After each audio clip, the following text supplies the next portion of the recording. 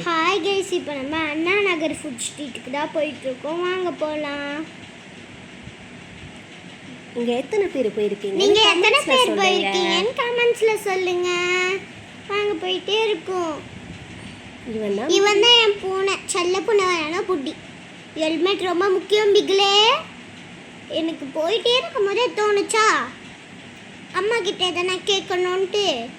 எனக்கு போர் அடிச்சுது. அதனால் அம்மா சாப்பிட முடியாத ஜாம் எதுன்னு கேட்டேன். அம்மா தெரியலன்னாங்க. நான் சொன்னேன் டிராஃபிக் ஜாமுன்னு. அதுக்கடுத்தது சொல்லி வாய முடியலை கைஸ், டிராஃபிக் ஜாம் வந்துருச்சு. அப்படியே டிராஃபிக் ஜாமை கஷ்டப்பட்டு எப்படியோ நாங்கள் கடந்து போயிட்டோம். நல்லா ஜாலியாக பார்க்க அழகாக இருக்குது கைஸ். இதுதான் இந்த பாப்சிக்கல் ஷாப், எம்கேயூ பாப்சிக்கல். இங்கே பாப்சிக்கல் செம்மையாக இருந்தது கைஸ். பார்க்கும் போதே எவ்வளோ அழகாக இருக்கு. அப்போ டேஸ்ட் அல்டிமேட்டாக இருந்தது கைஸ்.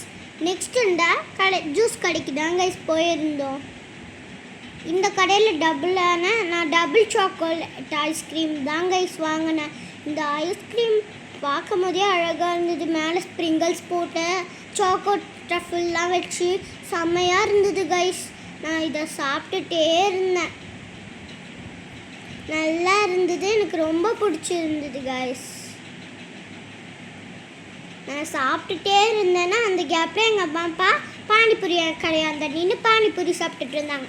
நான் அப்படியே ஓரமாக நின்று என்னோட ஐஸ்கிரீம் சாப்பிட்டுட்டு இருந்தேன்.